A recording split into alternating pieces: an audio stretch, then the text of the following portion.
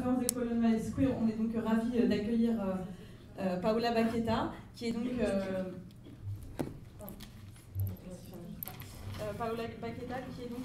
professeure associée au Centre des études de genre et de femmes à l'Université de Californie à Berkeley. Elle travaille dans de nombreux centres de recherche à Berkeley, le Center for Race and Gender, le Centre des études asiatiques et le Centre des études du Moyen-Orient, en mettant un accent particulier sur les questions des femmes, du genre et des sexualités, les performance studies et les LGBT.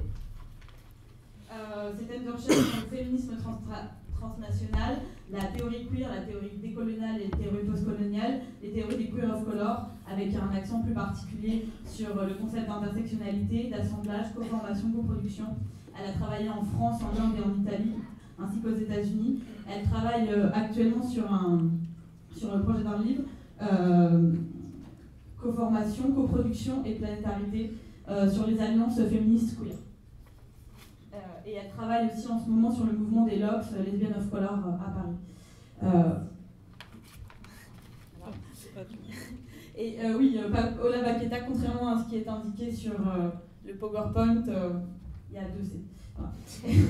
Et donc Marie-Hélène Boursier, que la Queer Week tient chaleureusement à remercier pour l'aide précieuse qu'elle nous a apportée pendant le montage de cette édition, qui est donc activiste et théoricienne queer, qui est maître de conférence habilitée à diriger des recherches à l'Université Lille 3. Elle est aussi l'auteure de la théorie de la trilogie Queer Zone et comprendre le féminisme. Elle travaille actuellement sur un ouvrage sur sexe et néolibéralisme et sur les discriminations à l'université. Voilà. Donc,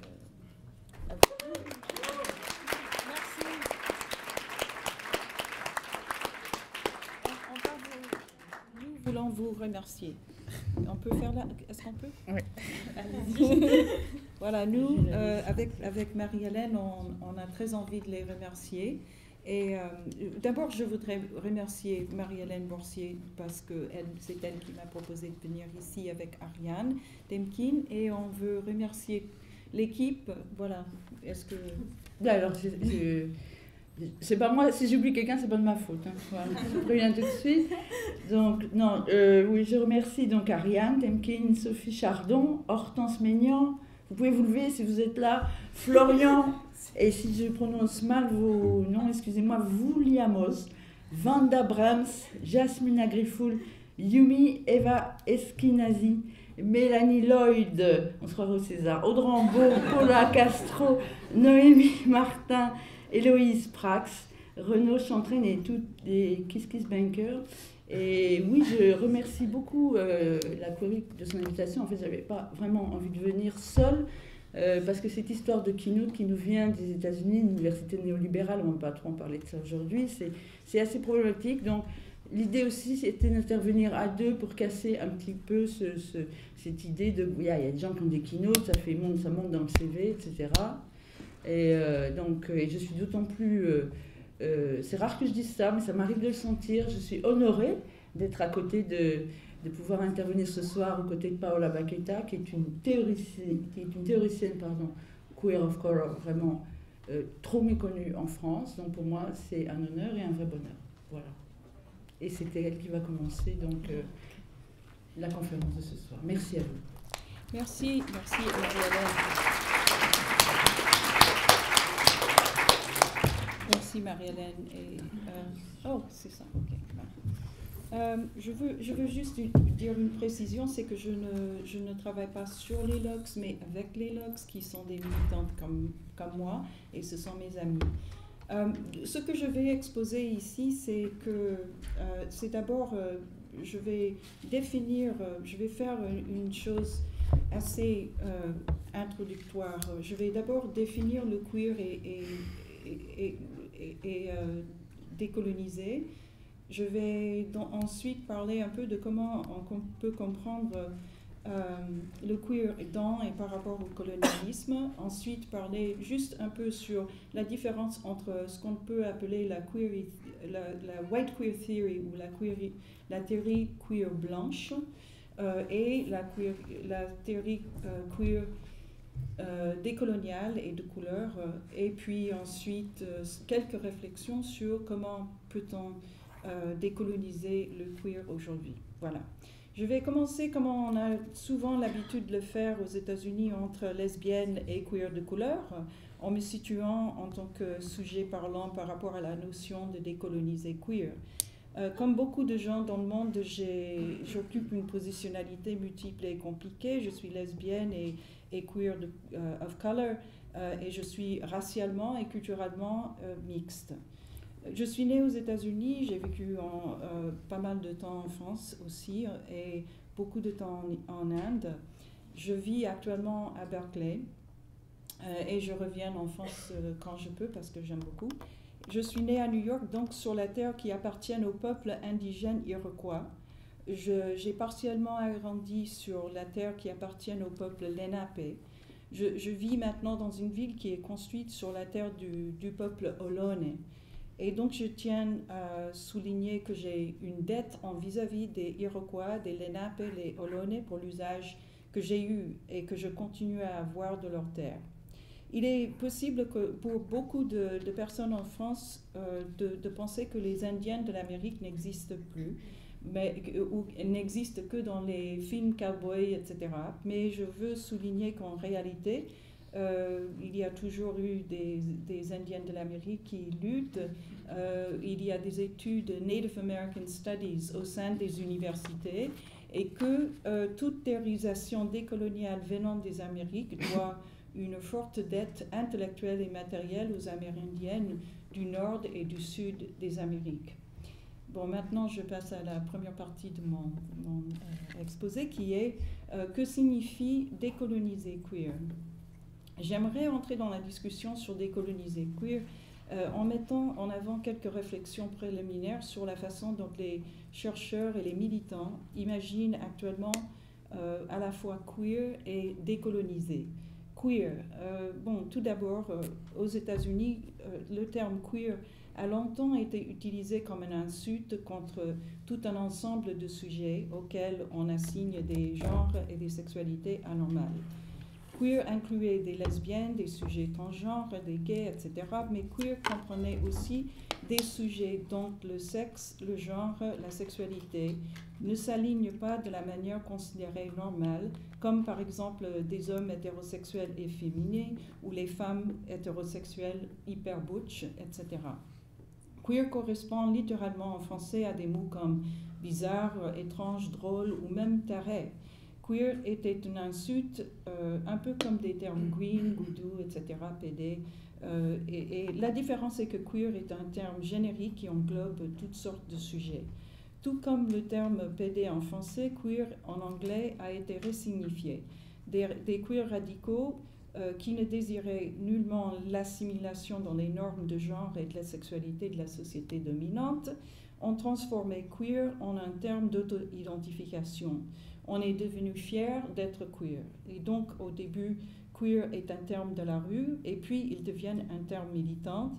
Il entre très tard dans l'université, et je vais parler de comment il est entré tout à l'heure. Pour l'instant, je souligne qu'aujourd'hui, queer peut signaler des sujets, mais aussi des objets, la conduite, les pratiques, l'action, les conditions économiques, sociales, culturelles, symboliques, psychiques, et surtout les approches analytiques. Ainsi, queer peut fonctionner un peu comme un nom, comme un adjectif ou un verbe.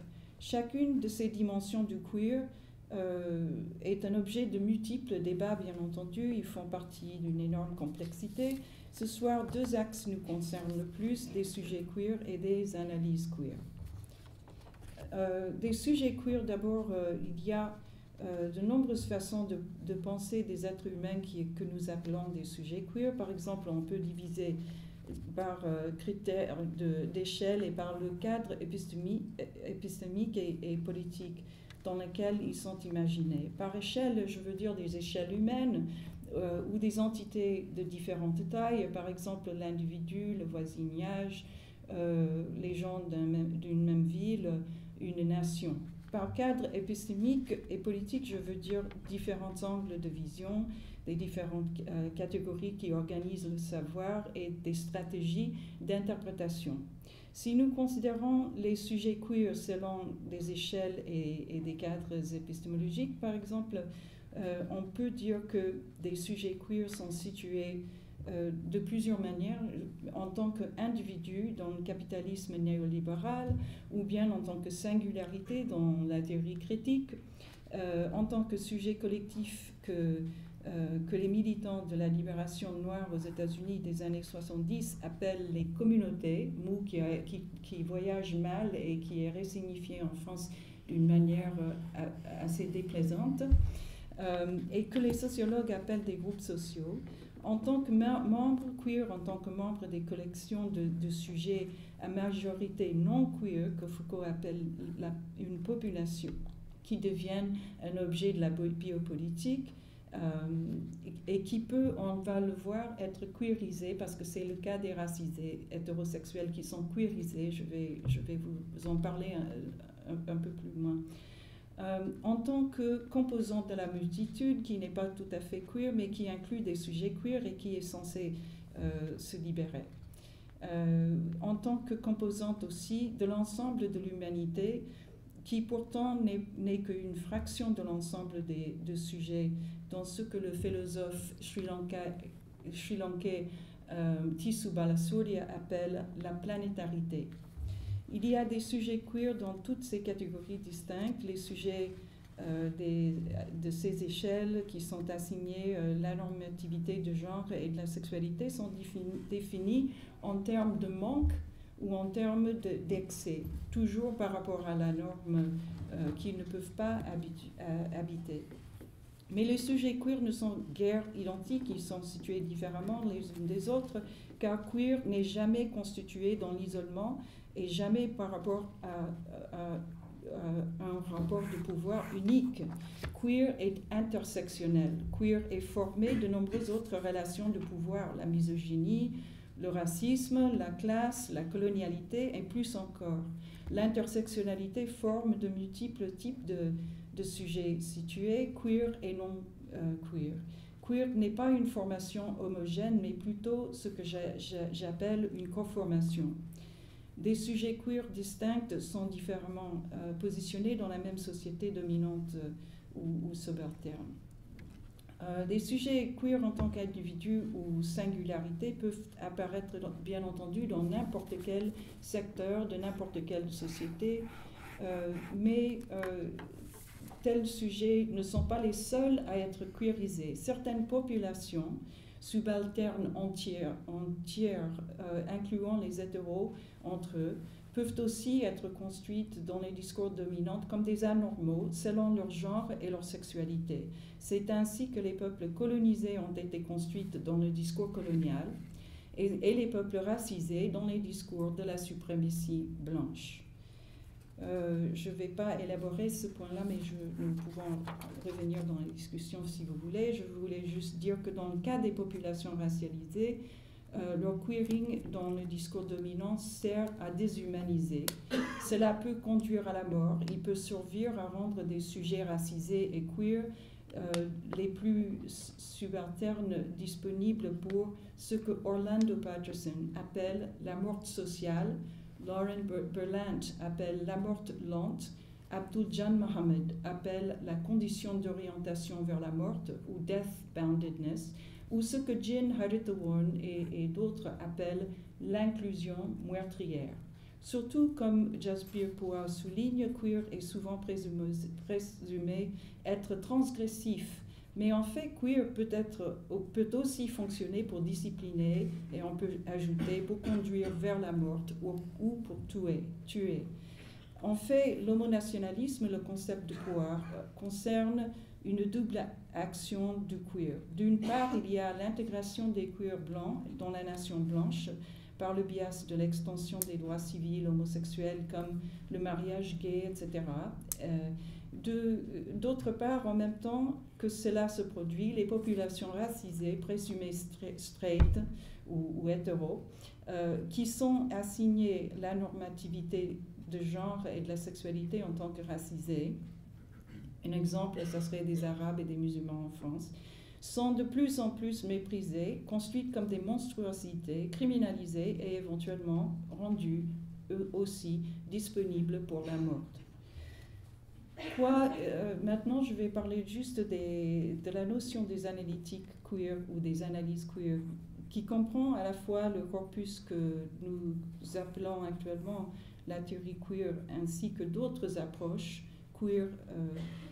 Et je veux juste souligner que, contrairement à l'idée que la théorie queer doit parler des queers, la théorie queer peut aussi être ce qu'on appelle a subjectless queer critique, c'est-à-dire la critique queer sans sujet. Et il y a une élaboration de ce concept dans un numéro spécial du journal Social Text, qui a été co-rédacté par José Munoz, Jack Halberstam et David Eng, et qui s'intitule « Qu'est-ce qui est queer dans la queer studies maintenant ?» Pour eux, la critique queer sans sujet est une analyse de la société qui met l'accent sur, et je cite, une vaste champ de la normalisation comme le site de la violence sociale. Je pense que cette notion de la critique queer sans sujet clarifie des pratiques et d'analyse queer qui précèdent leur réflexion, de loin même. Et c'est un concept qui nous aide beaucoup, à mon avis. Voici deux exemples de critiques sans sujet qui ont longtemps existé. Il y a toutes les études féministes et queer africaines-américaines, par exemple, sur la façon dont les discours de la suprématie blanche construisent les sexualités noires, straight et queer. Il y a aussi des critiques queer sans sujet. On peut considérer par exemple des études féministes et queer postcoloniales et décoloniales, dont la façon dont ces études-là analysent des sociétés colonisées. Je vais en parler un peu plus tard. Alors, décoloniser, qu'est-ce que ça signifie? Décoloniser est un verbe d'action qui signifie identifier, révéler, critiquer, travailler pour défaire des effets du colonialisme afin d'ouvrir la place pour autre chose. La décolonisation n'est pas la même chose que l'indépendance politique, bien sûr, parce que la colonisation politique n'est qu'un des aspects de la décolonisation, de la colonisation. Les dimensions, les registres et les effets du colonialisme concernent tous les aspects de la vie économique, matérielle, culturelle, symbolique, sociale, psychique et épistémologique. C'est structural. Ils comprennent les formes du savoir colonial aussi qui deviennent hégémoniques à la fois non seulement dans le nord global, mais aussi qui influent énormément dans le sud global. Comme le montrent Aníbal Quijano, Walter Mignolo, Ramón Gros-Fogel, M. Jackie Alexander, Maria Lugones, Nelson Maldonado Torres et d'autres, le colonialisme et ses héritages ont tous survécu à la colonisation formelle et restent avec nous. Mignolo et d'autres appellent cette situation la colonialité du pouvoir. Le colonialisme ou la colonialité font partie de la formation même de tous les sujets que nous soyons situés en tant que colonisés, colonisateurs, post-colonisés ou post-colonisateurs. Les analyses de la colonialité montrent comment cet héritage du colonialisme continue à organiser chaque aspect de nos vies, qu'on le veut ou non. Et en général, on n'a pas nécessairement ou forcément conscience de la manière dont ça fonctionne. Je peux juste dire deux mots sur Frantz Fanon, Albert Memmi, Ashish Nandy et Homi Bhabha, qui démontrent des effets du colonialisme sur le psychisme, sur la comment on dit? Merci. De la conduite des acteurs sociaux positionnés différemment chez les colonisés et les colonisateurs. En somme, la colonialité est présente dans toutes sortes de relations sociales entre individus, les groupes, les populations, la multitude et l'ensemble des humains au sein de la planétarité et entre les humaines et tous les autres sujets qui ne sont pas des humaines au sein de la planétarité. Ainsi, pour décoloniser le queer, nous devons comprendre le queer dans le colonialisme et la colonialité. Et donc je vais commencer juste par offrir quelques réflexions là-dessus. Il existe énormément d'études féministes et queer au sein des études postcoloniales, décoloniales, sur le colonialisme, etc. Je n'ai pas le temps de tout citer ni de rendre compte ici de la complexité de toutes ces discussions. De nombreux auteurs travaillent là-dessus. Je pense que ma stratégie en tant que queer of color décolonialiste a toujours été d'être complètement ouverte à toutes les idées et de chacun d'entre eux. Parce qu'il y a des querelles comme dans tous les domaines de la production du savoir, il y a des petites querelles par ici, par là. Et je pense que c'est très intéressant d'être ouverte à tout ce que à chaque tendance et ne pas trop s'inscrire dans une seule tendance quand on veut décoloniser le queer. Voilà. Je ne peux même pas commencer à aborder cette complexité, mais je peux juste souligner 2 points d'accord entre les auteurs et des tendances disparates sur les effets de la violence épistémologique coloniale et soulever certains concepts utiles pour décoloniser le queer. Donc je vais juste offrir quelques pensées. Premièrement, les auteurs s'accordent sur comment les colonisateurs ont imposé leurs propres normes de genre et de sexualité sur les peuples et les espaces colonisés et soulèvent souvent que, à leur tour, les colonisateurs aussi ont été affectés par ce processus. C'est-à-dire que le colonialisme est une situation qui produit à la fois le colonisé et le colonisateur. Bon, ça vient de Fanon et c'est élaboré par de multiples auteurs.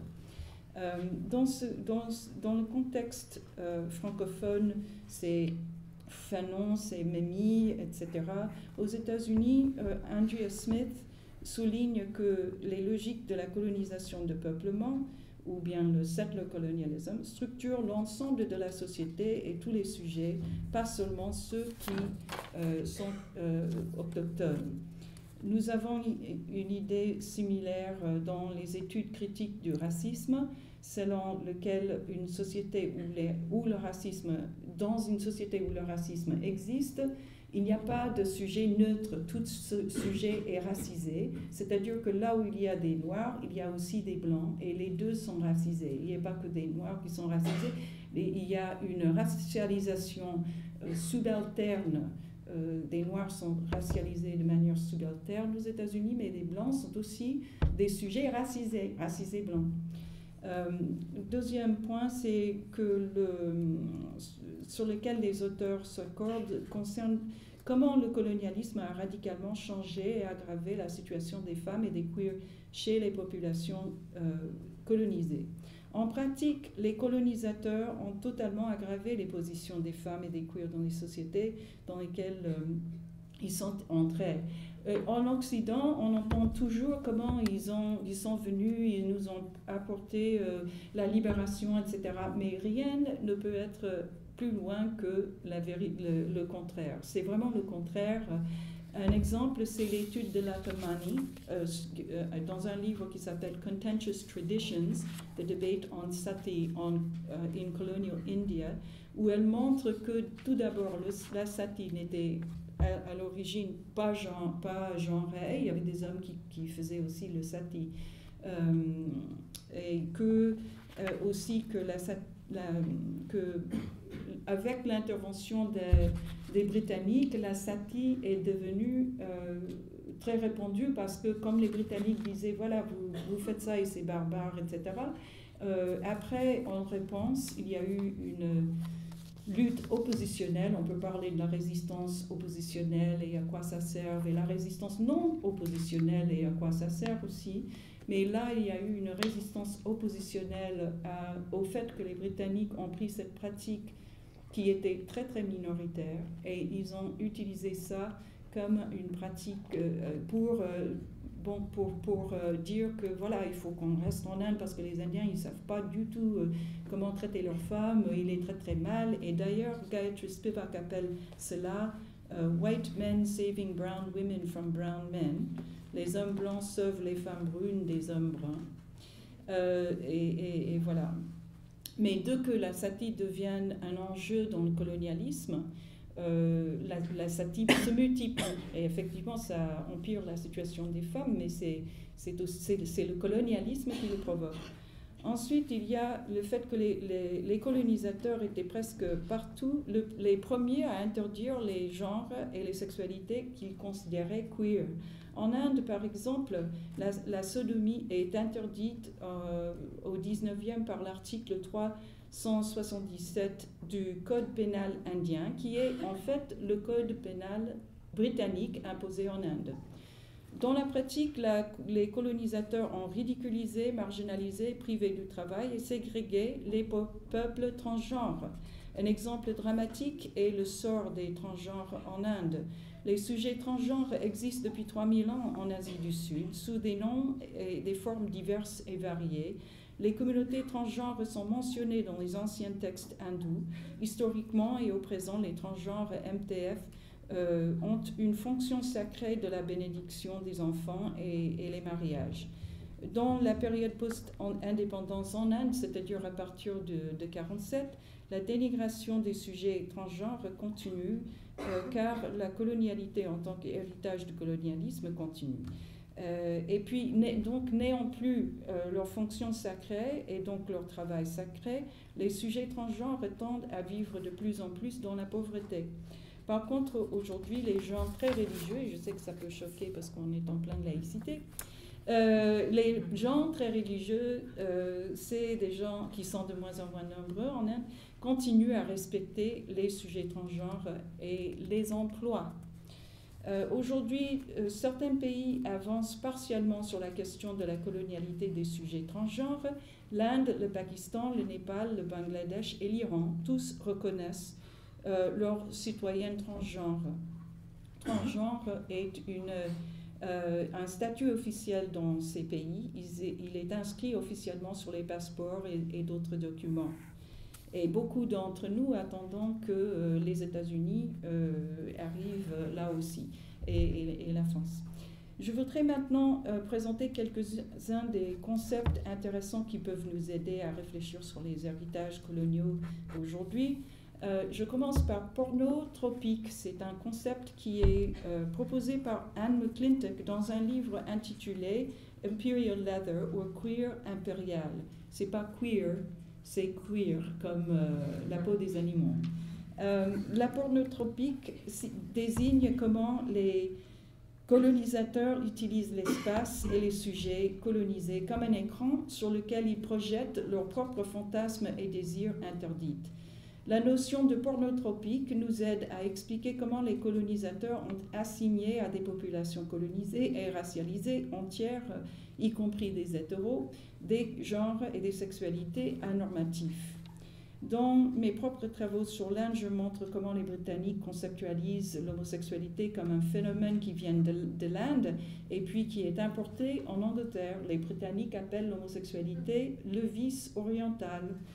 En réponse, sur plusieurs générations, des peuples colonisés ont développé ce que j'appelle une présomption de porno-occident, où l'idée que les genres et les sexualités anormatives ne préviennent pas de chez eux, mais plutôt de chez le colonisateur.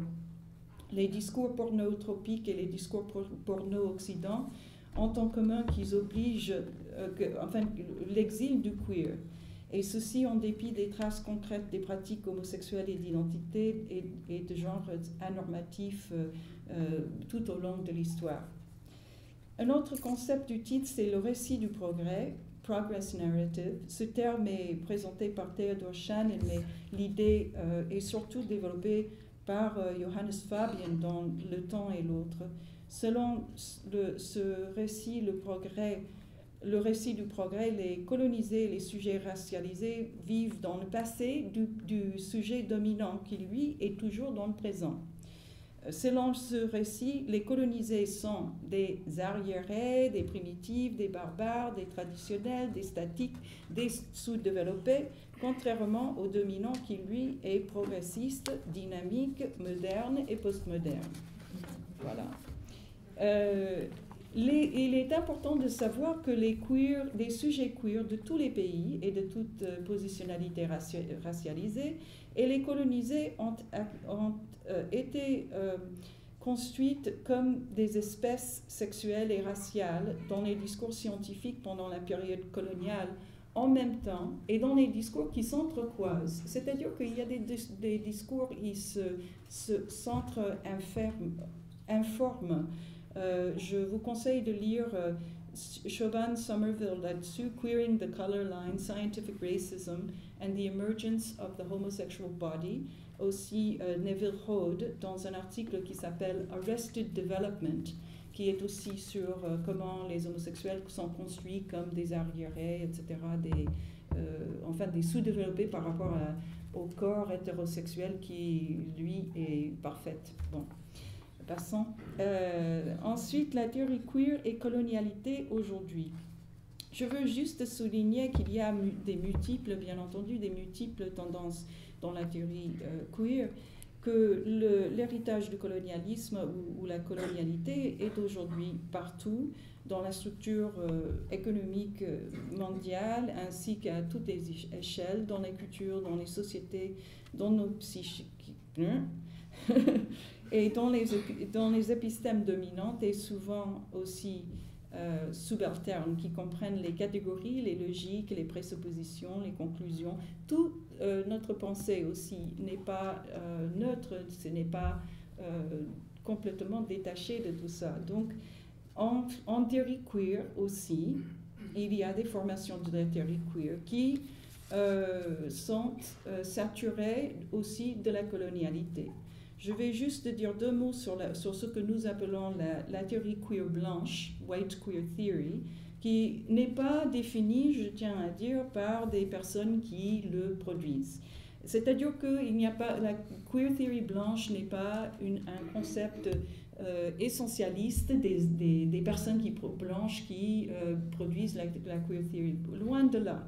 N'importe quel sujet peut produire la théorie queer blanche, et n'importe quel sujet peut décoloniser le queer. Quelques exemples de chercheurs blancs qui étudient et déconstruisent le colonialisme, le genre et la sexualité, et donc qui font le contraire de la théorie queer blanche sont Anne McClintock, dont je viens de citer son concept de pornotropique, Neville Hode, que je viens aussi de citer, Christopher Lane et Laura Ann Stoller, qui est traduit en français, c'est peut-être la seule à être traduite en français.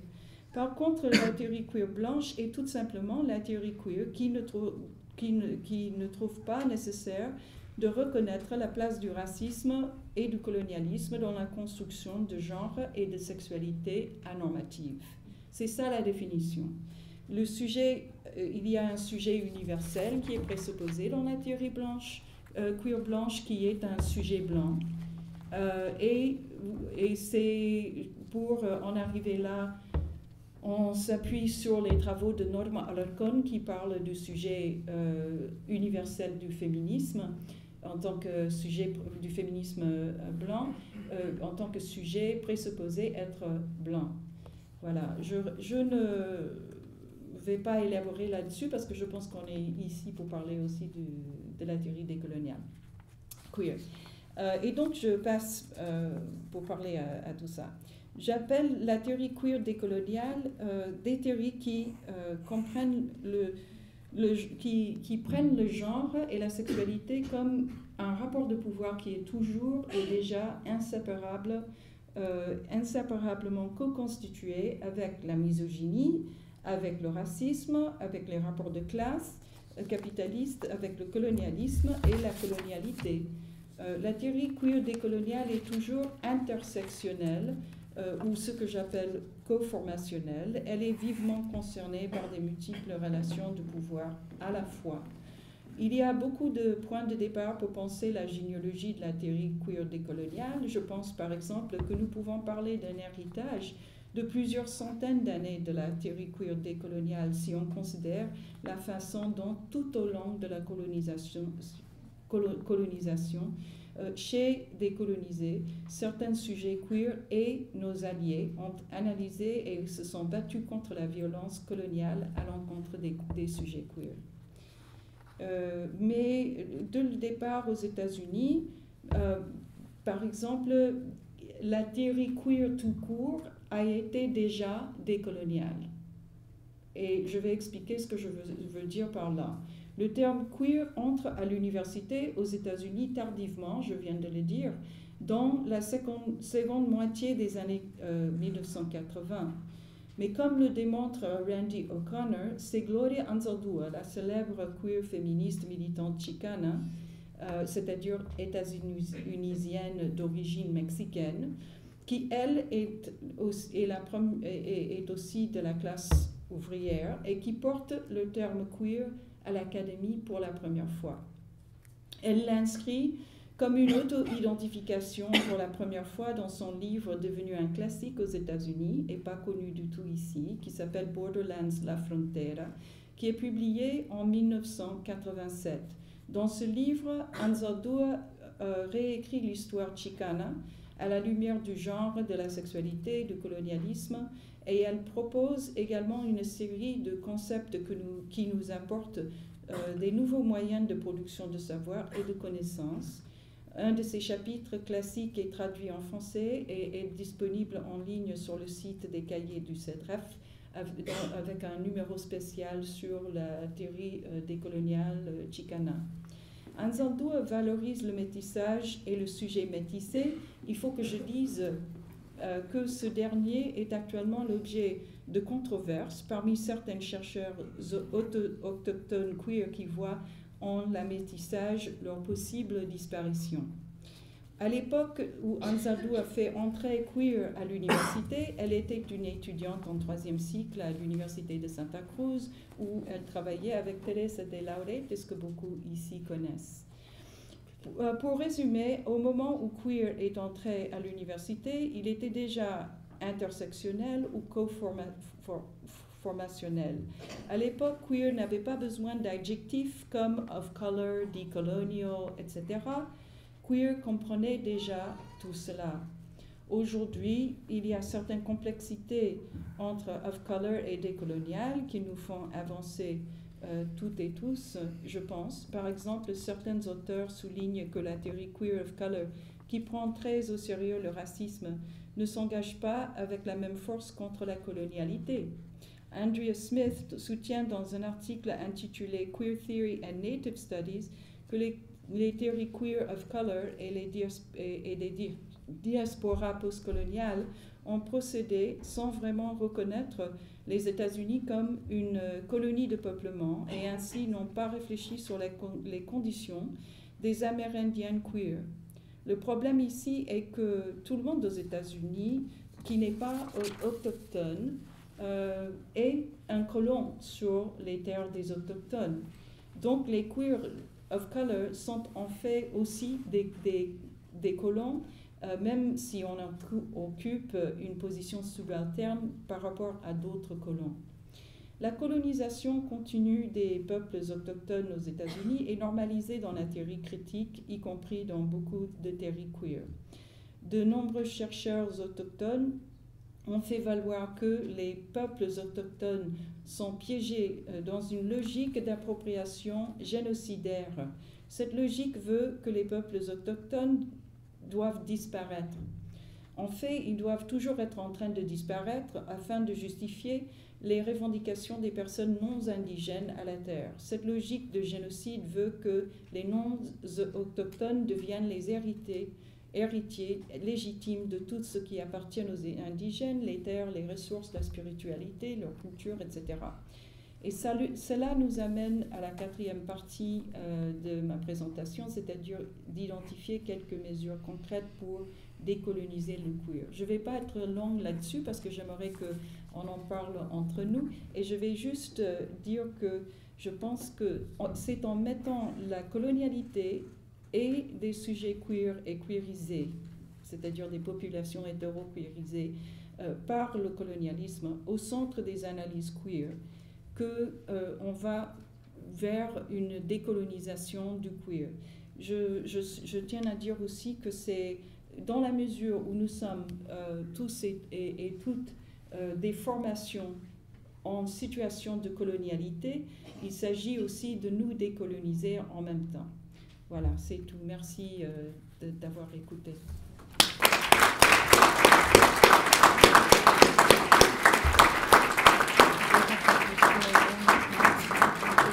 Peut-être parce que ça, je ne sais pas si ça se pige bien ou pas. Oui, si tu veux, oui. C'est ce que tu m'avais demandé. Oui. Je pense qu'on va faire si vous avez des questions maintenant à poser, après Marie-Hélène va intervenir. Si vous n'avez pas compris quelque chose, ça serait vraiment très bien de le dire parce que parfois j'explique un peu mieux quand je n'écris pas. Qu'est-ce que c'est la sati? Ah, ok, oui, d'accord, je suis désolée, j'ai cru que c'était connu. La sati, c'est la pratique selon laquelle, c'est connu comme la pratique selon laquelle une femme se jette sur les cendres, le feu funéraire de son mari quand il est brûlé, pour par la suite être réincarnée avec lui dans un même temps, etc. Voilà. Et que la discussion sur la sati, c'est que d'abord, la sati n'était pas genrée de cette manière depuis toujours, il l'est devenu. Qu'au début, il y avait dans le temps, historiquement, les rois et les reines qui, quand ils meuraient ou elles mouraient, leur ministre se jetait sur le feu pour être réincarné aussi avec eux. Alors c'est devenu, mais il faut dire que c'est une pratique qui n'était pas très répandue en Inde et que depuis l'indépendance, d'ailleurs, je crois qu'il y a eu 2 satis. On sait quand il y a une sati parce que c'est une grande affaire et c'est très commercialisé aussi, c'est-à-dire que là où ça se passe, il y a toujours un temple qui se fait et puis ça devient un lieu de pèlerinage et des choses comme ça. Donc je pense que la dernière, si je ne me trompe pas, la dernière sati s'est fait en 84 et que c'était Rup Kanwar, la dame, et que ça s'est passé dans le Rajasthan. Voilà, ce n'est pas vraiment très répandu, mais dans le monde, quand on connaît 2 choses sur l'Inde, on connaît d'habitude la sati et voilà, on connaît vraiment. Il y a des gens qui ne savent même pas où se trouve l'Inde sur la carte, mais qui connaissent très très bien la sati, parce que ça a saturé des discours depuis l'époque coloniale. Merci pour cette question. Oui?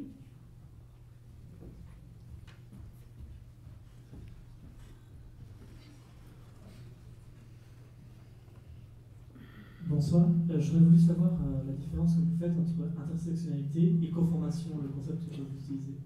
Ok, bon, ça vraiment c'est toute une conférence, mais je vous remercie pour la question.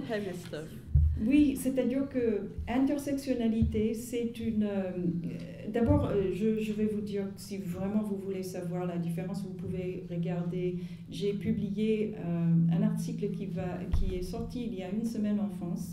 En français, c'est dans les cahiers du CEDREF et ça s'appelle...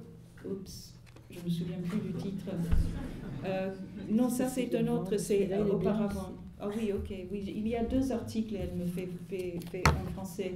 Il y a aussi, voilà, ça c'est le titre de l'autre, mais ça date il y a longtemps. Ouais. Et là, dans l'article qui vient de sortir il y a à peu près 1 semaine, qui ne sera pas disponible sur ligne avant 1 an malheureusement, mais voilà, il n'y a pas vraiment, il ne faut pas se précipiter peut-être, je ne sais pas.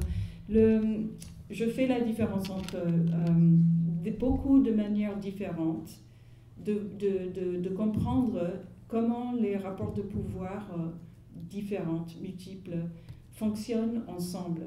L'intersectionnalité est un concept qui a été proposé par Kimberly Crenshaw, une féministe noire américaine qui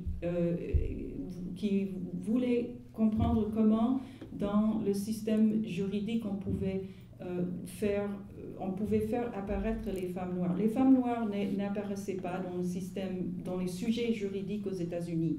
Il y avait les femmes, c'était des femmes blanches, il y avait des racisés, c'était des hommes noirs. Et d'ailleurs, il y a eu un livre qui s'appelle All the Women Are White, All the Men Are Black, but some of us are brave. Voilà. Pour parler justement de cette positionnalité invisibilisée par la séparation des rapports de pouvoir. Et donc, c'était important de voir comment le genre, sexualité, racisme, colonialité, comment tout cela fonctionne ensemble pour construire des sujets qui divers et variés. On a une variété. Et donc, l'intersectionnalité est une manière de faire cela. Co-formation, c'est différent. C'est un mot que j'ai proposé, moi, parce que je voulais vraiment mettre l'accent sur le fait qu'on ait des formations, qu'on n'existe pas d'emblée, qu'on est co-formés ensemble, inséparablement, avec le genre, la sexualité, le colonialisme et ainsi de suite, ce qui dépend des contextes. Par exemple, en Inde, la caste joue beaucoup, alors qu'ici, c'est pas vraiment de la même manière, ou c'est pas la même chose. Voilà. Je ne sais pas si ça clarifie ou ça confond, mais oui. C'est une question très intéressante, mais et très difficile à traiter en 3 ou 4 phrases. Mais je vous encourage, si vous avez envie, que vous regardez ce que j'ai écrit là-dessus, parce que là j'explique ça en détail. Il faut d'abord savoir très bien ce que c'est l'intersectionnalité, ce qui n'est pas évident. Ensuite, il y a aussi assemblages, parce que Jasbir Puar propose le terme assemblages pour parler des multiples rapports de pouvoir. Il y a aussi d'autres gens qui proposent d'autres termes, par exemple anchoring ou articulation de multiples rapports de pouvoir. Il y a beaucoup de manières différentes de voir ça. Merci. Oui, bonsoir. Oui, bonsoir. Je travaille sur la littérature queer dans l'Orient arabe et j'ai longtemps travaillé sur des mouvements LGBT dans la région. Et je ne sais pas si vous connaissez un peu le mouvement queer palestinien. Oui. Mais voilà, quand on parle de décoloniser le queer, je ne peux pas m'empêcher de penser à ce mouvement-là qui est très intéressant, qui existe depuis une dizaine d'années et qui en fait elle en manque justement de House et qui a un rapport très complexe avec la théorie queer, justement parce qu'on ne peut pas oublier, même si c'est une théorie qui est produite par des personnes issues de populations marginalisées au sein des États-Unis, ça vient quand même des États-Unis. Donc à l'échelle globale, il y a toujours ce côté impérialiste. Enfin, il est ressenti comme tel. Le terme queer vient de l'anglais, il n'est pas forcément traduit dans toutes les langues, même si en arabe il existe un équivalent. Et depuis notamment la publication de Iron Arabs par Joseph Massad. Oui, donc c'est très... voilà, c'est un mouvement qui est forcément décolonial, parce que c'est même pas post-colonial, puisque c'est toujours une population en situation coloniale, et qui a construit dans sa pratique une théorie décoloniale qui n'est pas du tout prise en compte par la théorie américaine, ou très peu. Mais il y a de nombreuses théories américaines, on ne va pas tout englober. Nous, moi, je peux vous citer des mille de tendances. On est l'histoire de ce qui se passe en Palestine, par exemple. On est dans un même réseau avec des personnes, Hanin par exemple et d'autres, et qui s'appelle Decolonizing Sexualities et qui existe sur le plan international. Je pense que vous avez raison de dire que queer, le mot vient des États-Unis. C'est sûr que ça vient des États-Unis et je ne sais pas si ça a un sens ailleurs ou pas. Ce n'est pas donné, ce n'est pas pour moi, je ne suis pas attachée à ce mot-là, au mot queer. Je reconnais que pour moi, la théorie queer décoloniale ne commence pas aux États-Unis. Ça commence vraiment dans des pays colonisés, il y a des centaines d'années, avec des personnes qui luttent et qui analysent et qui ne sont pas passives et qui ne sont pas juste là en train de se faire je ne sais pas quoi, mais qui sont vraiment très actives dans l'analyse et des luttes contre le colonialisme et qui ont forgé leur propre concept. Tout cela est pour moi compris dans la théorie queer. Voilà, les débats qu'il y a entre Massad et Jasbir Puar et Hanin et enfin et Hélène et tout le monde, c'est très complexe, mais c'était pas le propos d'aujourd'hui, mais j'aimerais bien en discuter avec vous après. C'est sûr que tout ça, ça fait un ensemble qui fait que on ne peut pas parler d'homogénéité à l'intérieur de tout cela. Au contraire, c'est très vivant. Je trouve que c'est bien qu'il y ait des débats et des personnes qui ne sont pas d'accord. Et que, puisque c'est aussi des personnes qui sont en dialogue, et il y a aussi Samar Habib qui est en dialogue avec Massad. Bon, tout ça, c'est un ensemble intéressant. Mais est-ce que vous avez une question? Je suis désolée. Ah oui, non, mais mon opinion, c'est que tout cela, on n'a pas besoin de se servir du mot queer pour que ça soit quelque chose en dialogue avec plein de choses que je considère comme être le queer décolonial. On a et même, il y a des limites, bien entendu, une théorie qui est configurée dans un pays aura forcément des limites pour d'autres pays. Et d'autant plus quand c'est les États-Unis, qui est un pays quand même vraiment très très contradictoire au pouvoir, mais aussi où il y a en son sein une horrible différence de classe entre des gens et des collectivités, des groupes, etc. C'est un total mess. Voilà.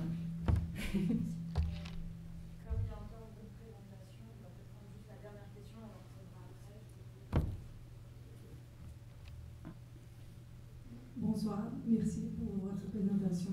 Elle m'a beaucoup inspirée. J'ai fait une thèse sur l'immigration transsexuelle du Brésil en France. Ma question, elle peut être un peu naïve. Et d'abord, désolée pour mon français. Si vous ne comprenez pas, je peux essayer une autre fois. C'est comment peut-on faire un travail académique avec l'approche de la théorie postcoloniale si on utilise les mêmes concepts, les mêmes termes parfois que les autres théories qu'on essaie de réfuter et de discuter. Là, ma question, c'est si on est coincé sémantiquement ou si on peut sortir avec des autres concepts. Aussi, cette question, elle est discutée dans la théorie postcoloniale. Ça, merci beaucoup. Merci, c'est très important ça. C'est bien sûr, je veux dire, la question sémantique, et la question du langage et des termes et des concepts est très important et que je pense que les concepts doivent et se font, c'est pas qu'ils doivent, mais ça se fait, je veux dire, à partir des situations empiriques, il y a toujours une reconceptualisation et des manières aussi, une récritique, et ça c'est bien, j'espère que ça continue à bouger.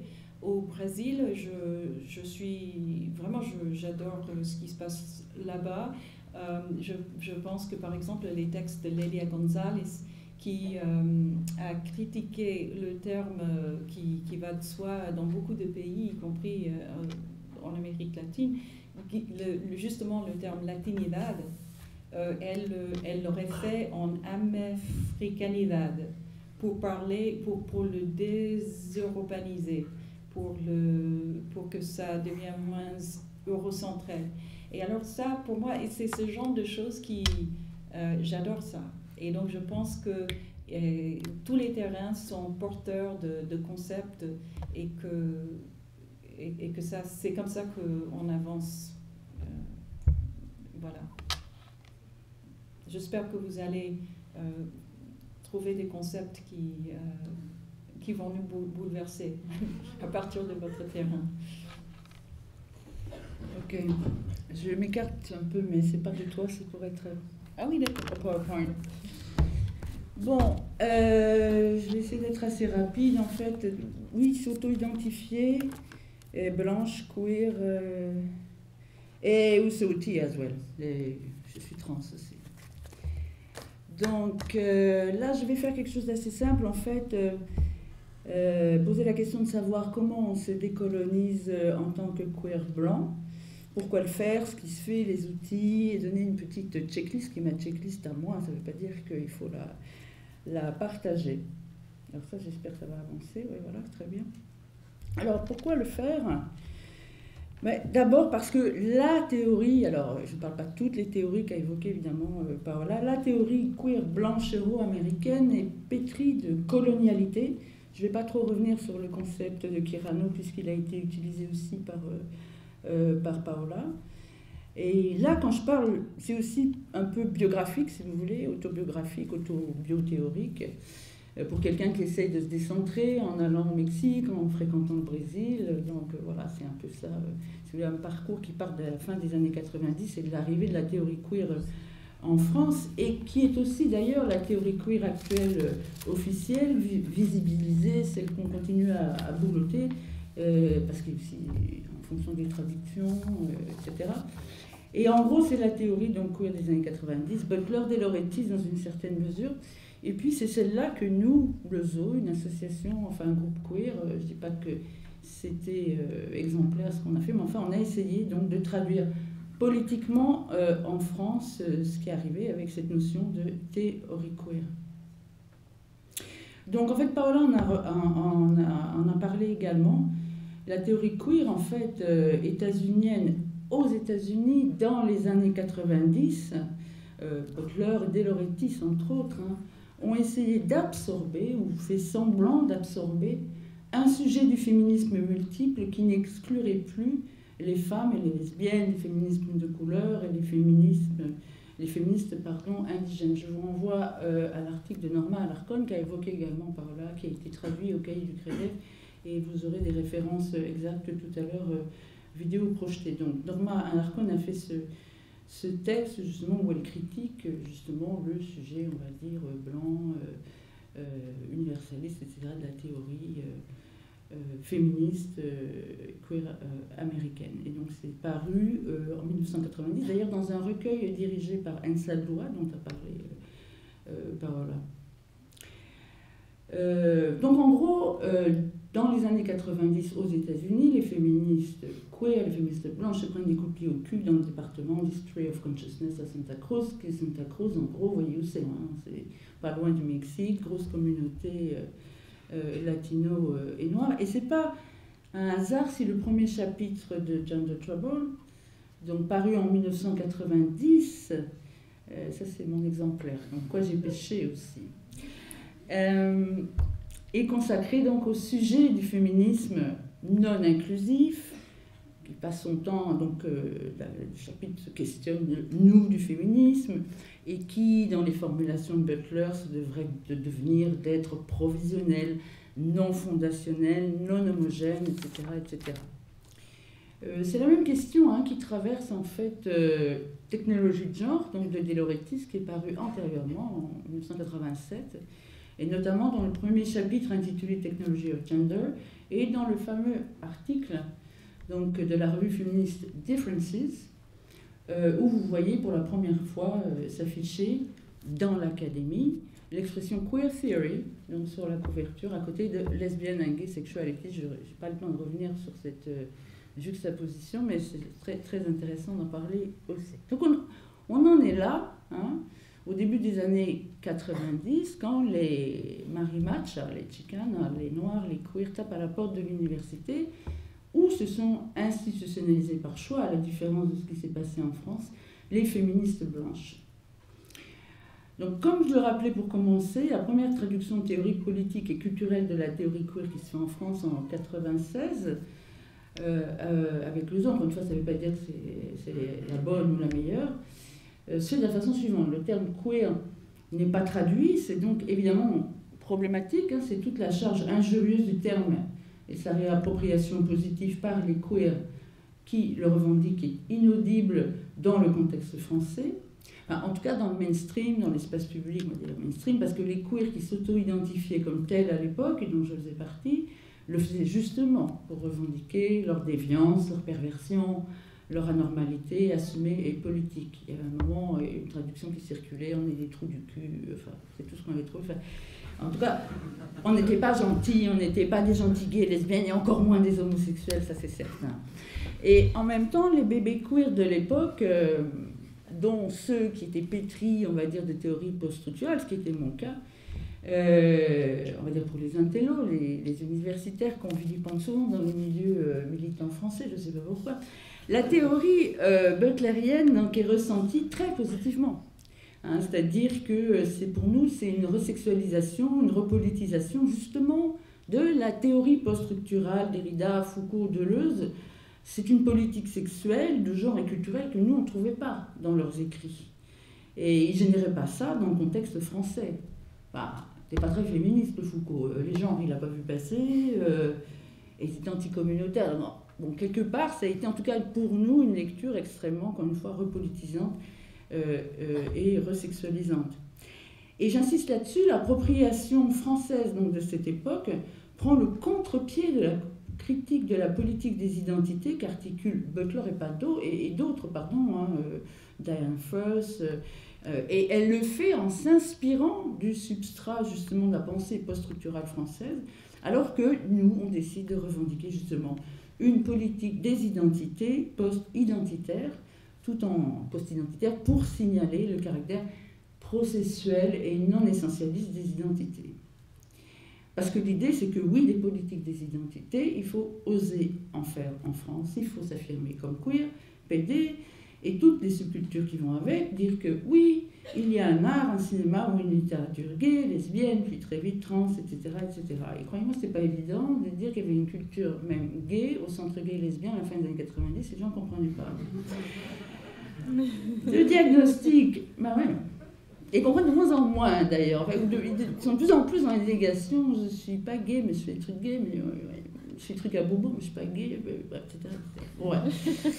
Le diagnostic, c'était que c'était une stratégie indispensable pour combattre l'universalisme républicain, le dictat assimilationnisme français, vous connaissez bien, un universalisme républicain anticommunautaire, raciste et hétérocentré. Donc encore une fois, on inverse le propos de Butler, qui est quand même très dans la critique queer sans sujet, pas au sens où Paola en a parlé, parce que le sujet à l'époque, c'est mal, c'est pas post, etc. Et qui aussi, à grand renfort de psychanalyse, va forcément dans ce sens-là. Donc on va contre ceux qui pensent que la politique des identités, c'est ringard, essentialiste, voire le signe, et Norma Alarcon en parle dans son article d'ailleurs, d'un manque de sophistication intellectuelle chez les féministes et les activistes de couleur, qui seraient trop rivés à la conscience, à l'expérience, bon, en gros, des subjectivités complexes et des savoirs produits par les féministes et les queer of color, mais qui devraient quand même faire des progrès, surtout si elles veulent intégrer l'université et faire la théorie, tutoyer les cimes de la théorie. Alors que Paola vient nous raconter qu'en gros, c'est quand même Ansadua qui l'a amené, mais bon, passons. Je ne veux pas être polémique ce soir, c'est pas mon style.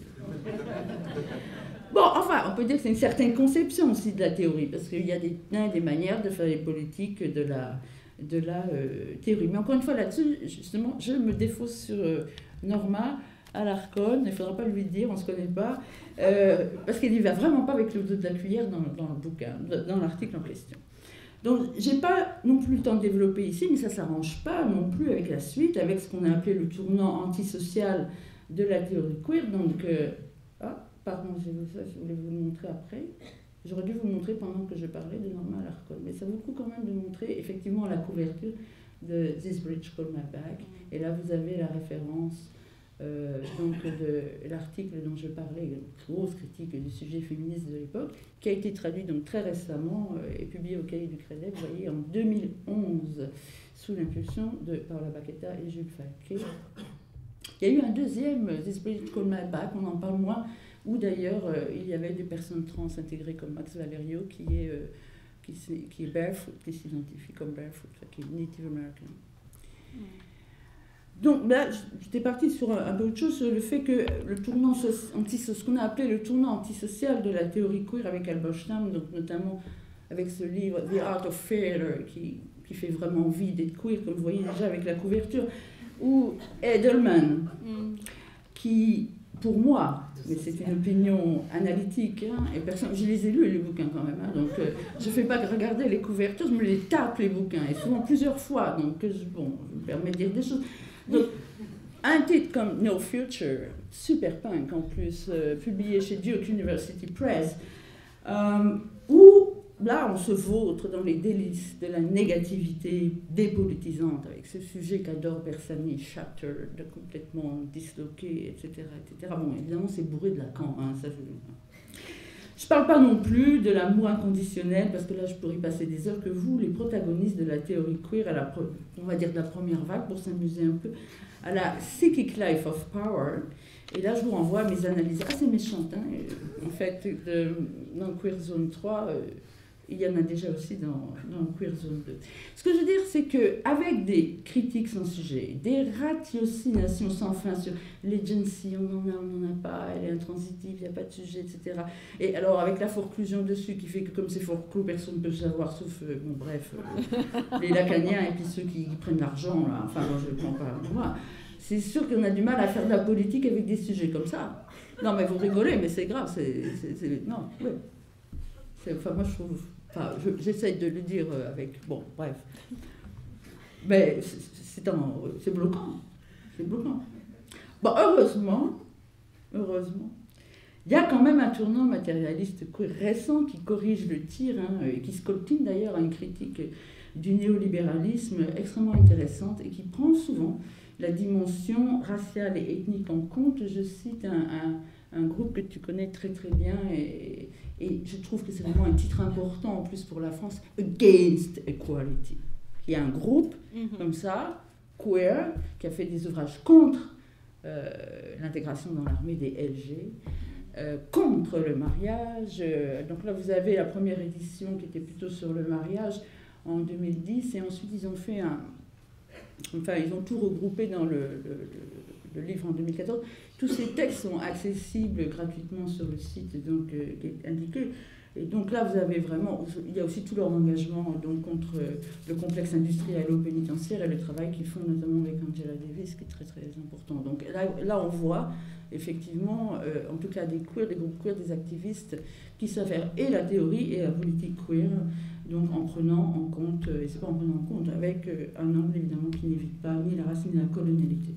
Mais je vais revenir justement rapidement sur la dimension coloniale et plus épistémo-politique en fait de ce type de savoir queer que moi je critique, parce que j'ai été traversée en fait par lui aussi, et que peut-être que si je vivais à Berkeley ou ailleurs, j'aurais pas à adresser cette critique finalement dans le contexte français.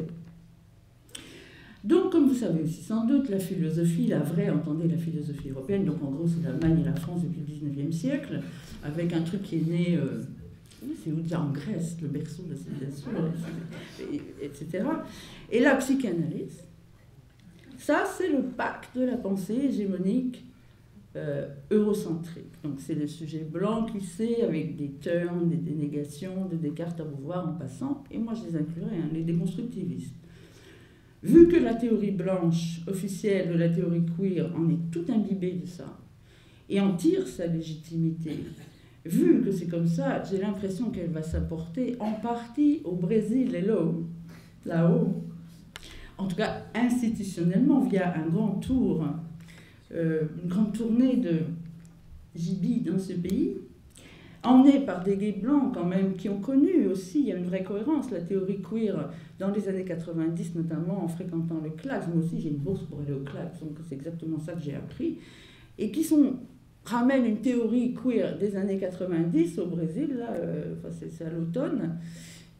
Des fois, il n'y a même plus de féminisme, quoi. Donc c'est intéressant de voir comment circule quand même une certaine, je suis désolée, théorie queer blanche, et je suis très intéressée de voir ce que ça va donner justement dans le contexte brésilien, comment ils vont être reçus.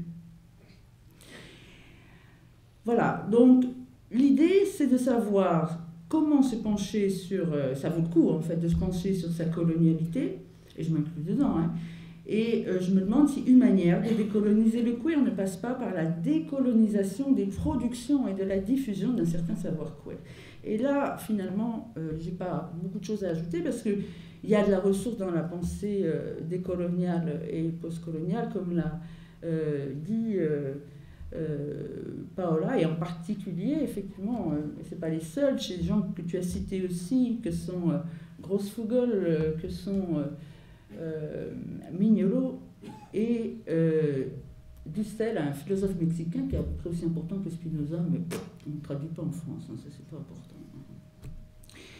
Donc comment extirper la colonialité de la production de ces avoirs queer-là? Alors vous allez me dire, on a l'intersectionnalité, bon, mais c'est drôle, une fois que le mot est clé, c'est devenu un mot clé, j'ai remarqué sur la liste FJ et ailleurs.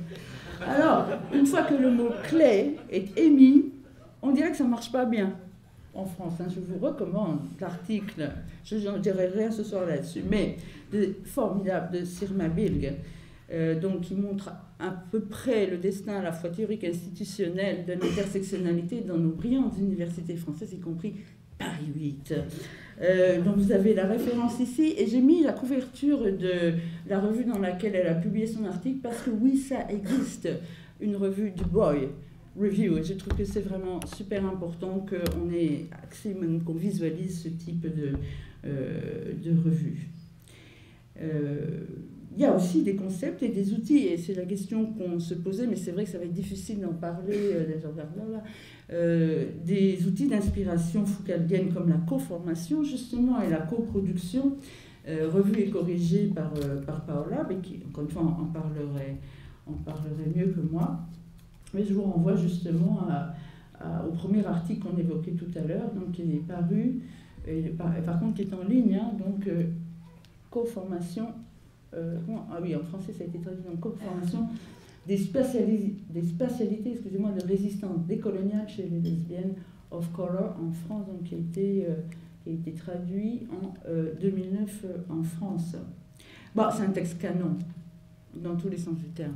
Donc vraiment là, si on veut vraiment remplir sa boîte à outils, je ne dis pas qu'il ne faut pas travailler avec l'intersectionnalité, mais là il y a vraiment des concepts importants, outre toute la réflexion sur l'assemblage que tu m'as dit que tu allais mener par la suite. Donc il y a vraiment, là aussi je crois qu'il faut ouvrir la boîte un peu. Alors, je peux quand même dire deux petites choses, parce que moi j'ai relu ce texte justement en préparant cette petite intervention, et il permet entre autres choses de pallier à des angles morts de la théorie postcoloniale cette fois, et aussi au fait que certaines de ces approches postcoloniales sous-tendent des conceptions binaires hommes-femmes, colonisateurs, colonisés, et c'est ça qui finalement, enfin tu me diras si j'ai bien compris, contribue à l'exclusion des subjectivités queer of color. Et il permet aussi de revenir sur la question essentielle des formes de visibilité pour faire des politiques queer, et qui ne projettent pas des figures, des tropes de la visibilité blanche occidentale, qui ne correspondent ni aux priorités ni aux subjectivités des queer of color, et aussi bien évidemment des femmes voilées. Donc c'est toute l'analyse que tu fais de la stratégie adoptée par les LOCS en France lors des manifs contre les lois anti-voile en 2003 et en 2004. Alors la colonialité du pouvoir Quesaco, rapidement. On peut partir de la définition de Grossfugel, qui s'inspire d'ailleurs donc de ce philosophe, sociologue péruvien Quijano. Donc quand même, le terme est arrivé dans les années 90. Donc vous voyez, tout ça est quand même assez concurrent. Hein. Ça ne s'est pas rencontré, mais ça existait déjà à peu près au même moment. Donc en gros, c'est dire que le racisme, la race et la nation sont principes organisateurs du, je cite Grossfugel, système monde européen, euro-nord-américain, moderne, colonial, capitaliste, patriarcal. Dans d'autres textes, il rajoute hétérosexuel, et moi évidemment j'ajouterais bien néolibéral.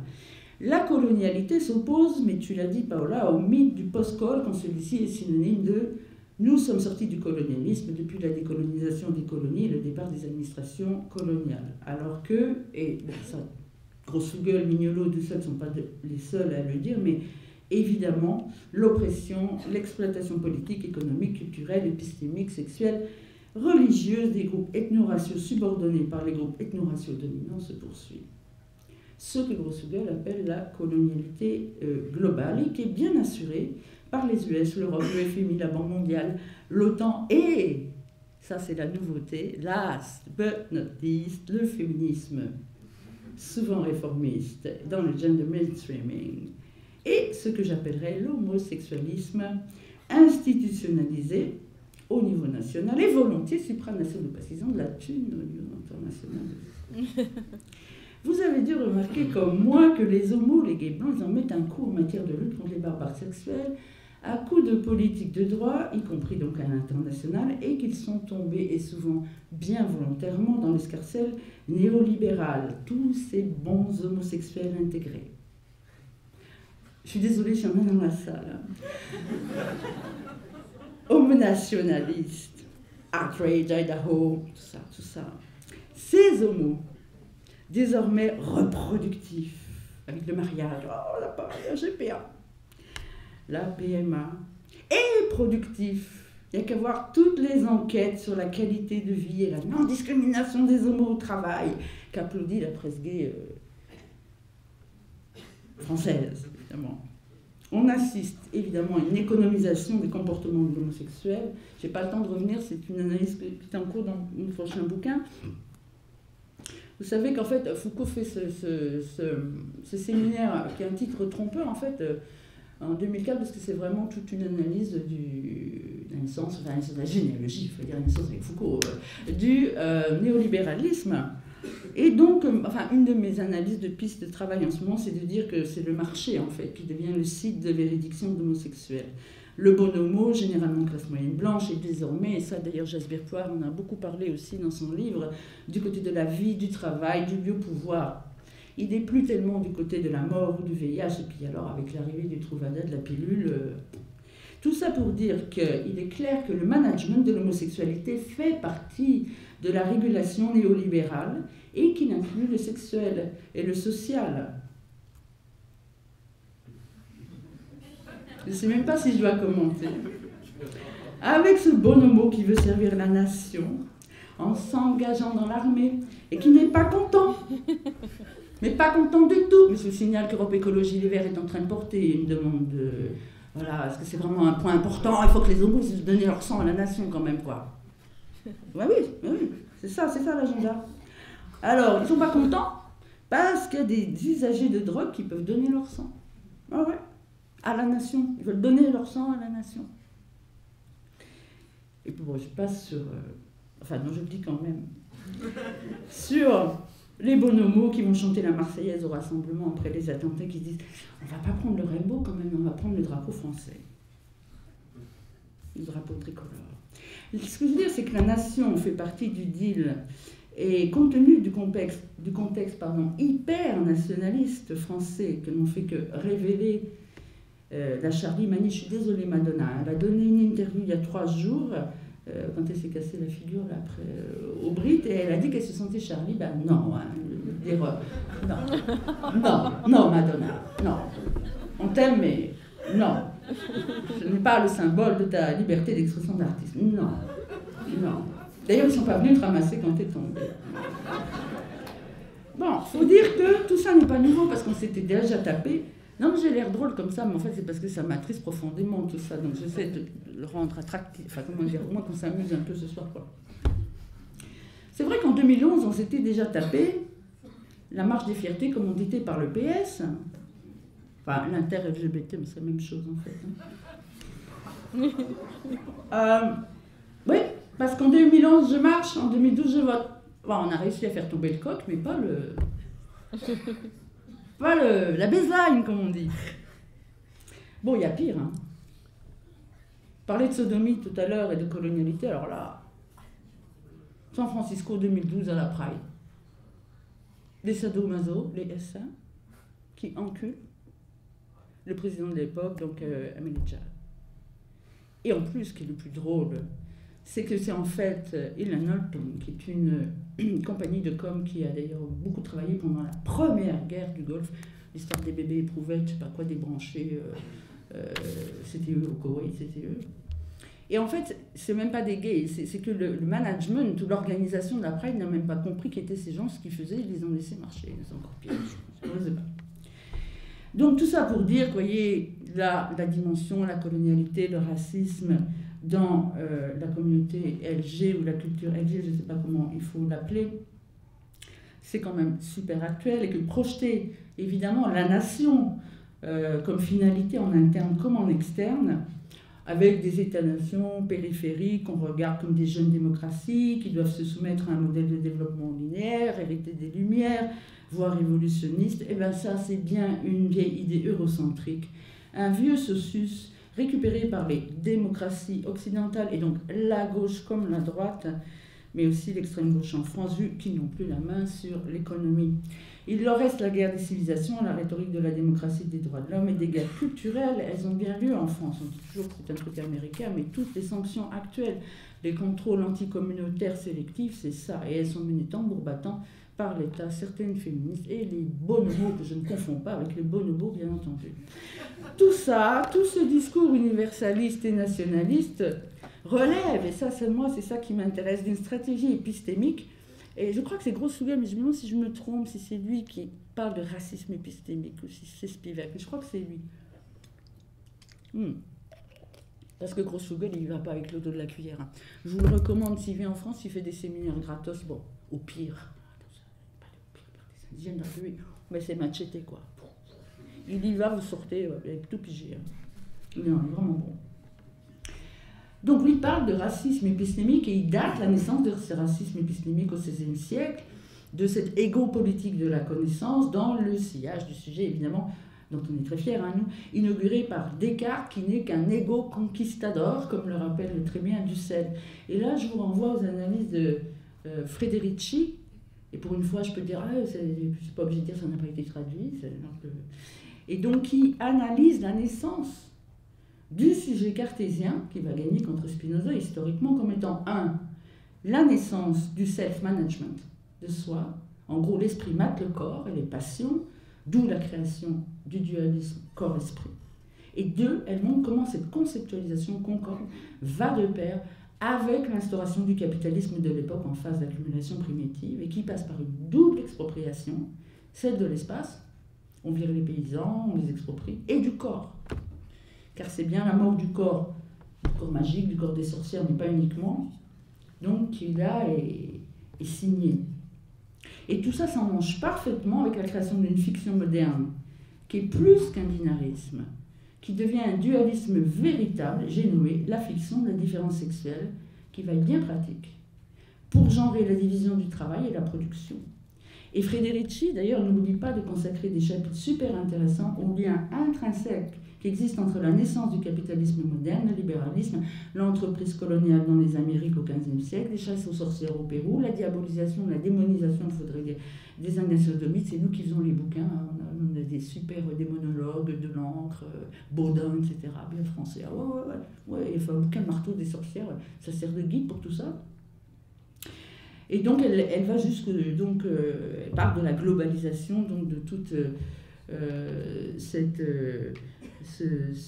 manière justement d'attaquer les queers, au sens où tu disais au début, les sodomites, etc., dès le XVIIIe siècle aussi en Afrique.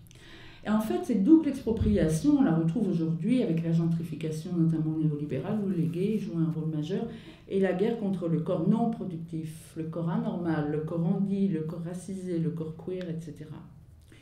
Alors, que faire? Il y a tout ce que font évidemment les queer of color, il y a toute la théorie queer of color. Que faire dans un contexte donc, qui est celui de la néolibéralisation?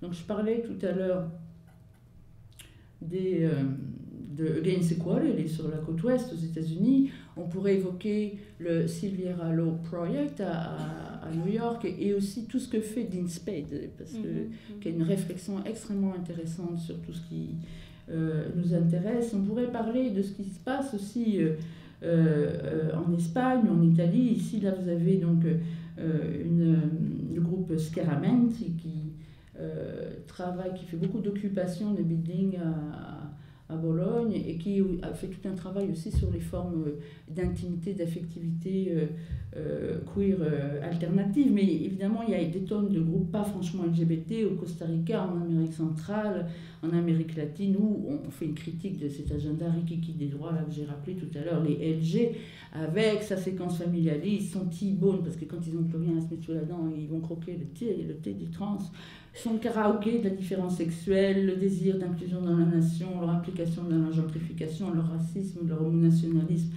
leur homonormativité, leur offensive moderniste dans le domaine de l'art contemporain. Là, je reviens de quelques écoles d'art, ils sont super actifs. Hein.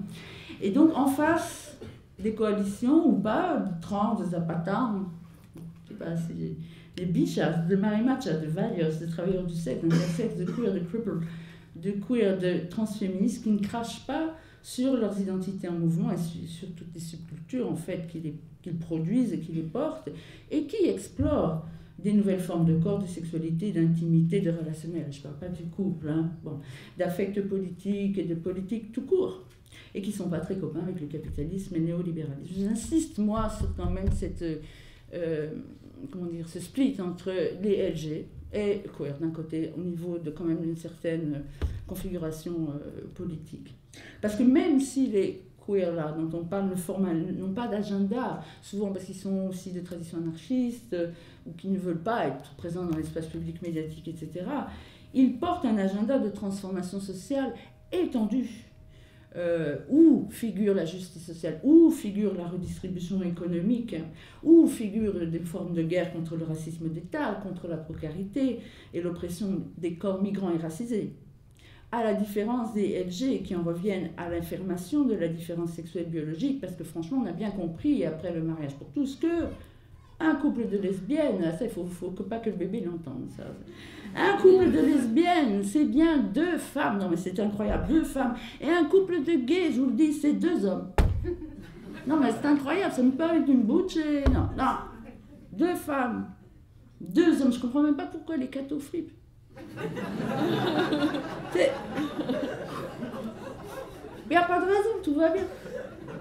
Oh oui, il y a les queers qui sont dans N-sex, genre là, qui jouissent, qui produisent des corps et des genres. Non, ça. Mais eux, ils ont remarqué qu'ils n'ont même pas été dans l'espace, donc ils ont loupé les cartons, ils ont loupé les. Enfin, ouais, c'est peut-être une chance, hein, on ne va pas se plaindre.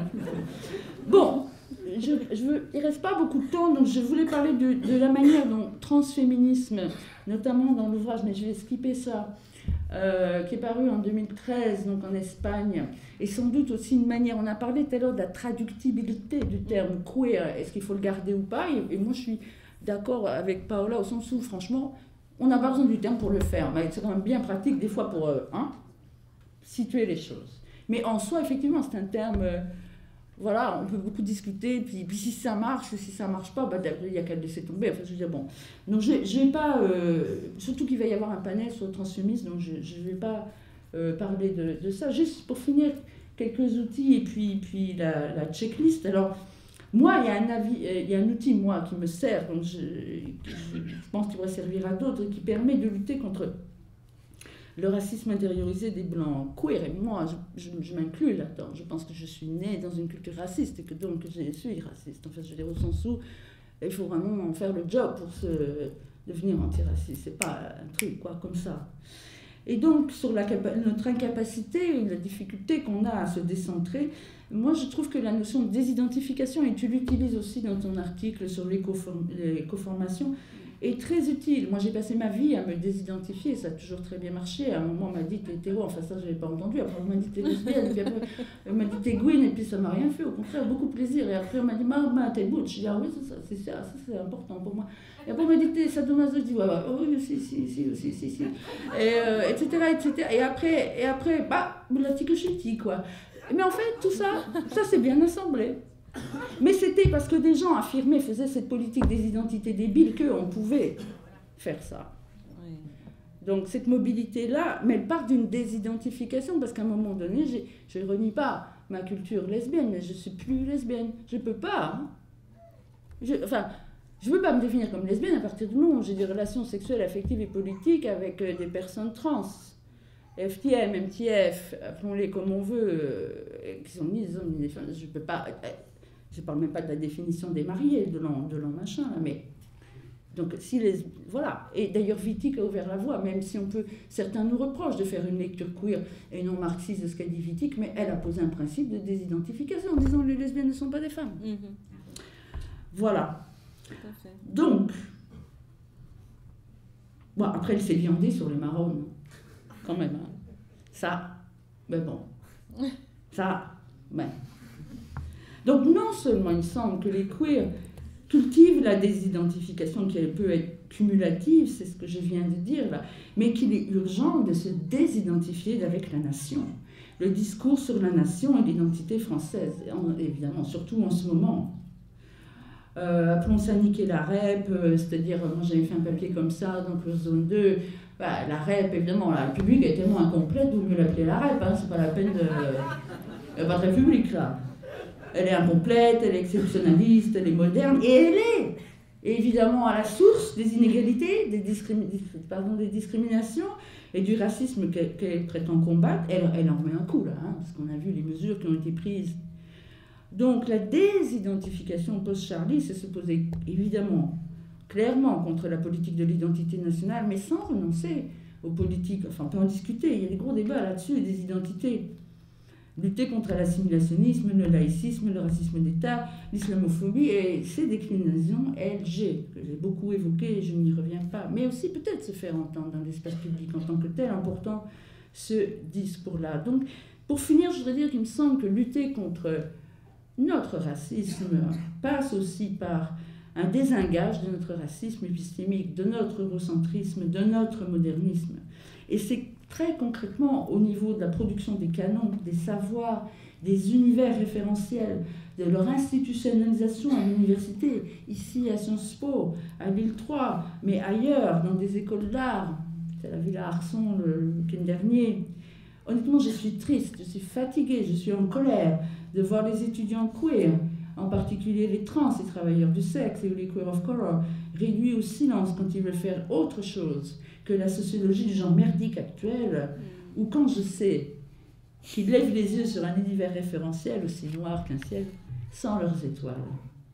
Il faut se délinquer, comme dirait Mignolo, du grand corpus eurocentrique de la pensée straight, Descartes, Kant, Hegel, Lacan, tout le substrat postmoderne de la pensée queer de la première vague. Il faut lutter contre cette dépossession qui n'affecte évidemment pas que l'esprit, comme le voudrait le discours de la méthode française, mais aussi nos corps, notre temporalité et notre accès à l'espace public. Et s'il n'est pas, il y a une question un peu dans ce sens-là tout à l'heure, il n'est peut-être pas possible de sortir complètement d'épistémie moderne, il est possible de ne plus continuer à opérer à partir de ces présupposés, il est possible de la tordre. Et des outils et des lignes de pensée, il y en a plein. La pensée frontalière dont Hans Adua est une initiatrice, le border thinking et bien d'autres, des altérités épistémiques, etc. Si nous ne les utilisons pas, nous recolonisons.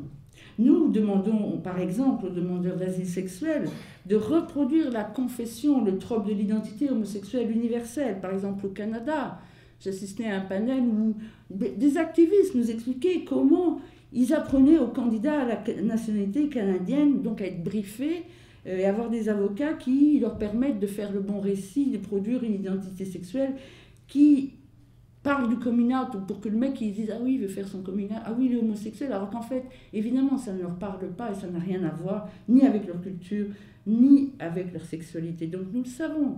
Ni les féministes occidentales ne peuvent imposer leur modèle de libération aux femmes du monde musulman, ou islamique ou autre, pas plus que les LG ne peuvent imposer l'identité homosexuelle et transsexuelle aux minorités sexuelles et de genre. Et à un moment où on se met à discuter de l'interdiction du voile à l'université, où les trans n'y trouvent pas leur place, et encore moins les queer of colors, où l'université française reproduit les discriminations, et dénie ces pratiques de hiérarchisation ethno-raciale sexuelle, et elle balance des luttes de politique contre les discriminations qui sont cosmétiques parce qu'elles sont demandées par l'Europe, ou que c'est la pression néolibérale, la privatisation des savoirs d'université qui s'exerce en ce moment. Donc, tous ces lieux-là, il faut les investir comme d'autres. Les médias et l'espace public en font partie pour décoloniser les savoirs en général.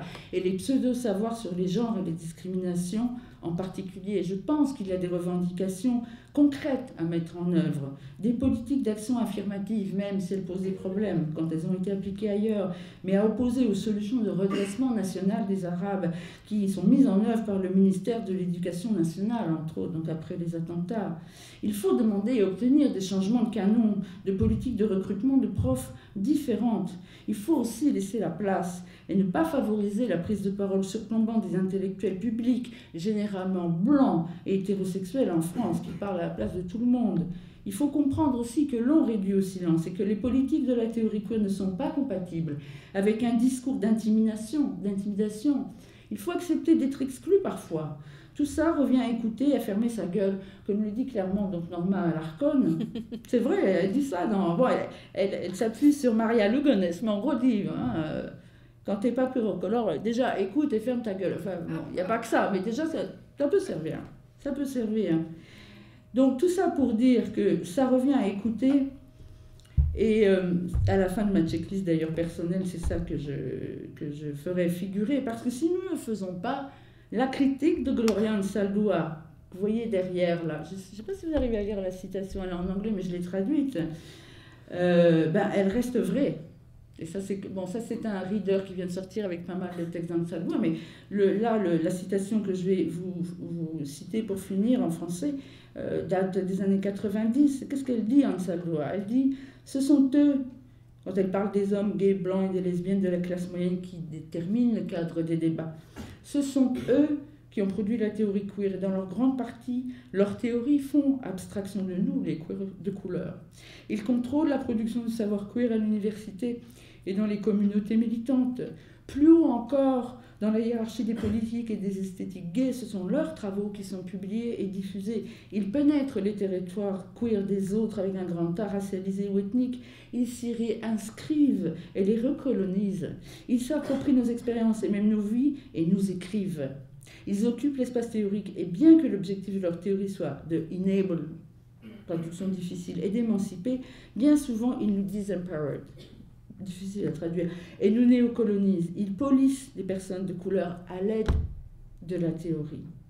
Ils théorisent, c'est-à-dire qu'ils perçoivent, organisent, classifient et notamment des bouts de réalité en ayant recours à des approches, des styles et des méthodes qui sont anglo-américaines ou européennes. Leur théorie milite les façons que nous avons de penser, ce que signifie être queer. Merci beaucoup.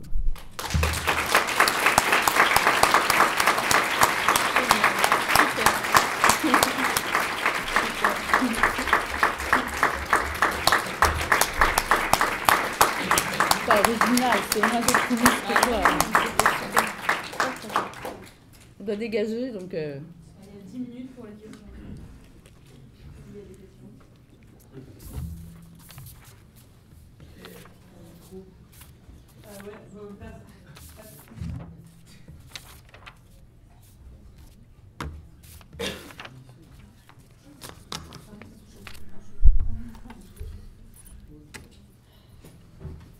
Questions.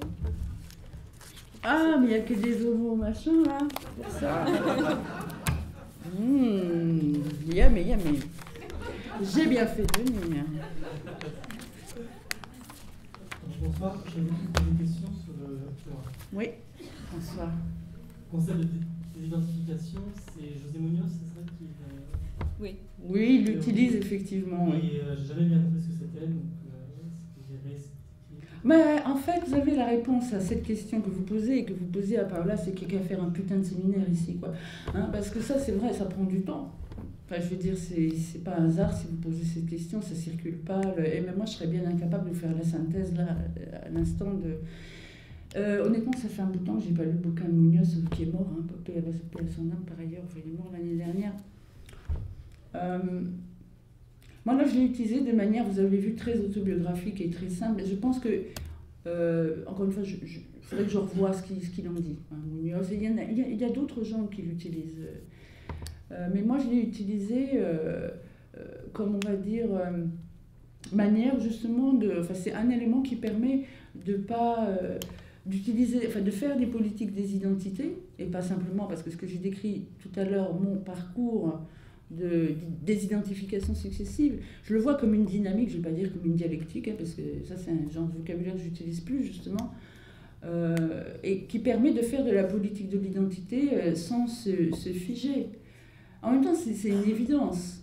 Mais c'est plus intéressant d'avoir une concurrence entre les identités et de se désidentifier progressivement. Quand je dis désidentification, par exemple, j'ai dit tout à l'heure, voilà, je ne nie pas ni ma culture lesbienne, ni tout ce que, voilà, le fait que je suis lue aussi peut-être comme lesbienne encore, enfin quoique maintenant c'est un peu autre chose, mais c'est à la fois un ressort et ça autorise non pas une synthèse, mais quelque chose de cumulatif qui est processuel. Voilà ce que je pourrais... Et puis après, bon, ça c'est interne, entre guillemets, et je trouve que c'est ce qui fait la force des communautés, des politiques, des identités sexuelles, de genre. Et après, je ne peux pas dire ethnique, parce que moi, je ne vis pas à ça. J'ai perdu ce que je voulais dire. Merci. Oh, c'est pas la même chose de proposer une désidentification avec la nation, parce que là, on se coltine à quelque chose, et comment on peut faire? Puis c'est un peu obscène quand on a des papiers. Moi j'ai des papiers, voilà, si demain je dis je me désidentifie, je suis plus française, que j'aimerais bien par ailleurs. Mais, oui, pas vraiment. Mais comment on articule ça politiquement? Enfin, mais quand même, est-ce que ça peut marcher? Est-ce que c'est une bonne idée? Là, quand on a affaire, on va dire, à des blocs, justement, je sais pas, enfin des discours aussi forts, quoi, des discours structurants.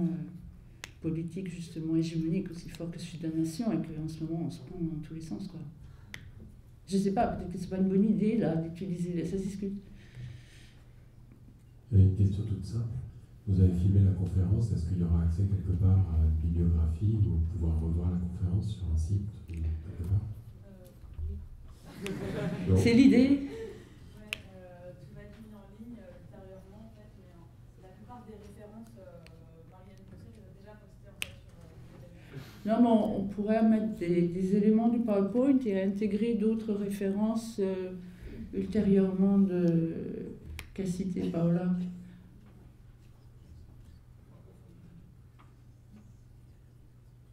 Autre question?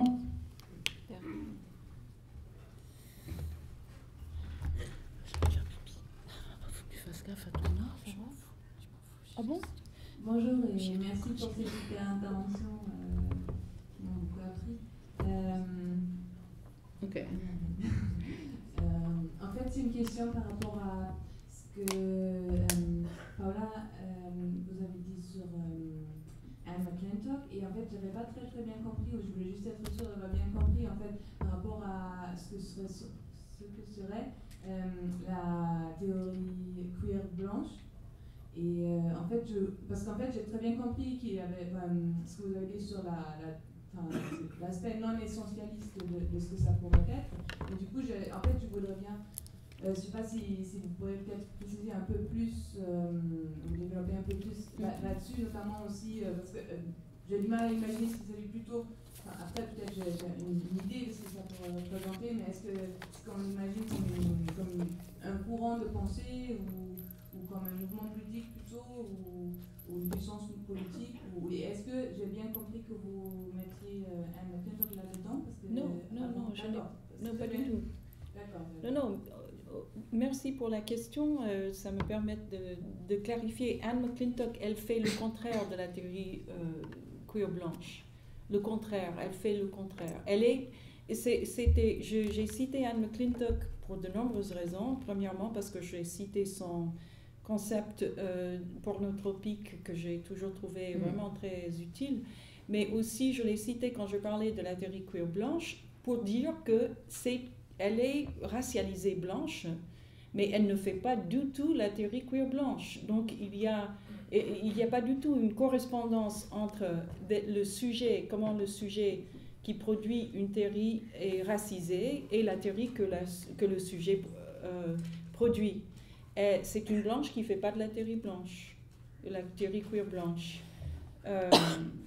Voilà. Et la théorie queer blanche, si vous voulez, je l'ai définie comme une théorie qui oublie, qui ne traite pas les questions du racisme ou le rapport de pouvoir du racisme, du colonialisme, enfin de tout un tas d'autres questions et qui présume que le sujet universel du queer, c'est un blanc ou une blanche. La manière que j'ai de penser à tout cela est vraiment très alimentée par les travaux de Norma Alarcón, que nous avons cité à plusieurs reprises, et c'est surtout son article, toujours le même, qui est vraiment un article à lire, et qui est traduit en français. Et j'en suis sûre parce que je l'ai traduit.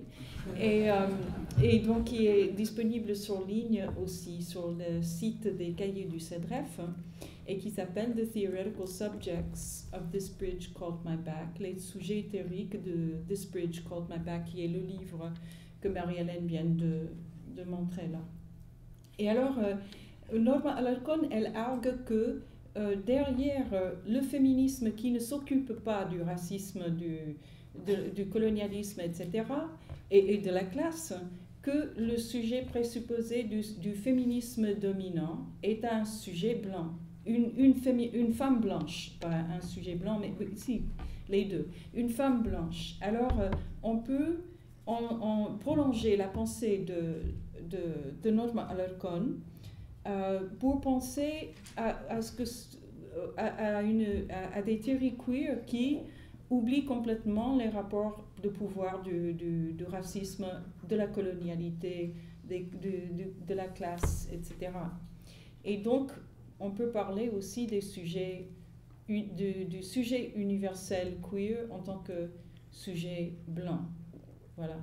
Et donc, pour moi, la théorie queer blanche, c'est pas uniquement pour moi. Hein, on est beaucoup à parler de la théorie queer blanche. C'est juste une manière de noter qu'il y a des théories queer qui ne s'occupent pas du tout ou qui ignorent complètement des rapports de pouvoir basés sur le racisme et la colonialité. Est-ce que ça clarifie un peu? Oui. Et surtout pas, Anne McClintock, elle fait le contraire de la théorie queer blanche. Voilà.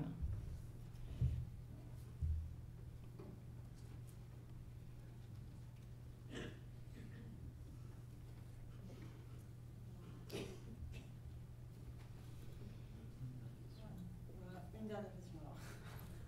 Oui, juste par rapport à la colonialité, est-ce que si on prend du recul vis-à-vis de l'espèce humaine et ses différentes formes de lutte interne, est-ce que la colonialité concerne aussi le rapport interspécifique, c'est-à-dire avec les autres espèces, et dans quelle mesure il y a un impact dans la réflexion?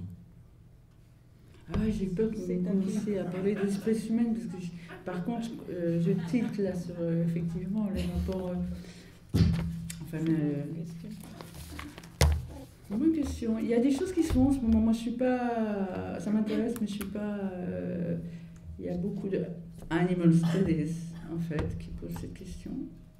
Et de fait, évidemment, il doit y avoir ce type de.